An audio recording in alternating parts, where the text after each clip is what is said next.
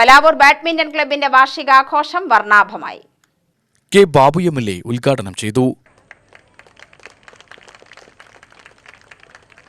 ആരോഗ്യപരമായി അത് വീണ്ടെടുക്കാൻ കഴിയുന്നത് സ്പോർട്സിലൂടെ മാത്രമാണ്.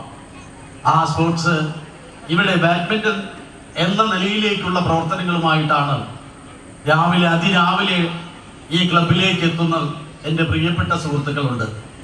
വൈകിട്ടാണെങ്കിൽ 6 മണി മുതൽ കൊച്ചുകുട്ടികൾക്കുൾപ്പെടെ ഇവിടെ പരിശീലനം നൽകുന്നുണ്ട്.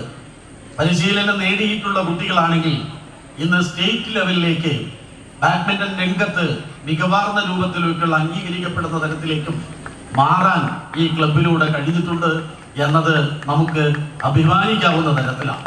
Palavur badminton club president V Ramesh അധ്യക്ഷനായി. രക്ഷാധികാരി ഇ.ആർ. ഉണ്ണികൃഷ്ണൻ മുഖ്യപ്രഭാഷണം നടത്തി. വാർഷികാഘോഷത്തോടനുബന്ധിച്ച് ലഹരിവിരുദ്ധ ബോധവൽക്കരണ ക്ലാസ് നടന്നു.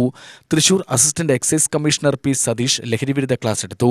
Padmashri Shivan Namboothiri, Alathur station house officer T N. Unnikrishnan, national ഗെയിംസിൽ പങ്കെടുത്ത അക്ഷയ സന്തോഷ്, കാജ ഹുസൈൻ, സി.ആർ. ജയകൃഷ്ണൻ, രാമദാസ് വേലായുധൻകുട്ടി, ജി.എസ്. സുമേഷ് എന്നിവർ പങ്കെടുത്തു.